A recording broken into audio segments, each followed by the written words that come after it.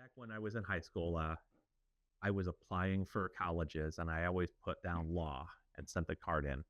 And all I knew was that lawyers made a lot of money. And I would get packages in the mail, and they always had law and engineering with them. Well, it turns out my mom was checking engineering. I went to a summer camp my junior year at Purdue, and remember seeing the nuclear reactor, and I said, that's cool.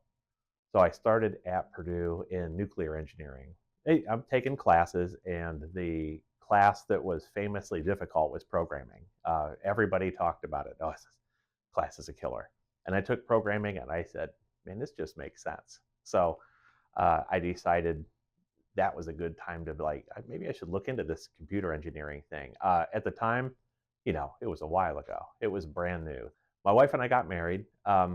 We moved into married student housing, and I got a co-op job. Right after I graduated, we went to work at Crane, moved down there.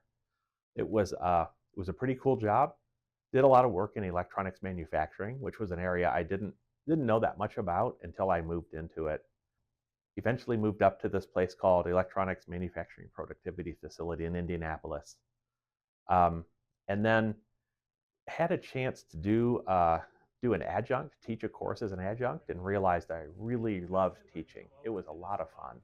And I was teaching at IUPUI, and we had a lot of night classes. So my circuits lab went till 11:05 p.m. So I was at work 12:30 in the morning, and I said, I really want to get a PhD.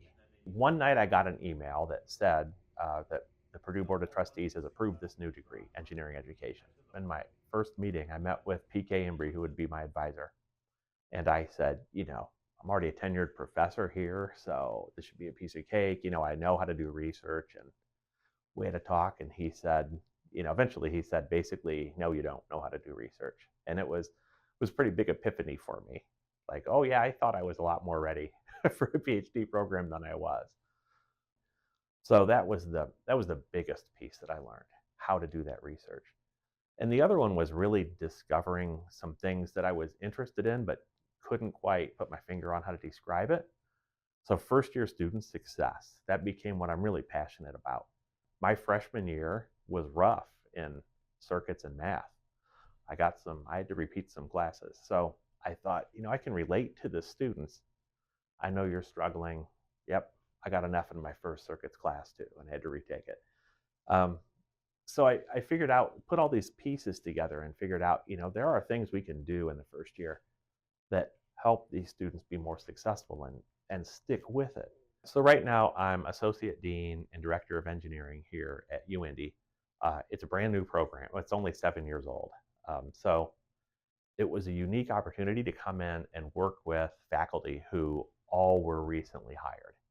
So probably the biggest joy in my job right now is mentoring other faculty. I tell all of my grad students, in that period, as you approach the end, the waves get much bigger. The highs get higher, the lows get lower. I said that night when you're at that low point, when you say, I don't want to do it anymore, you call me and we'll go have a coffee and sit down. And, I don't want to give the secret away, but basically all I'm going to say is, yeah, it's worth it.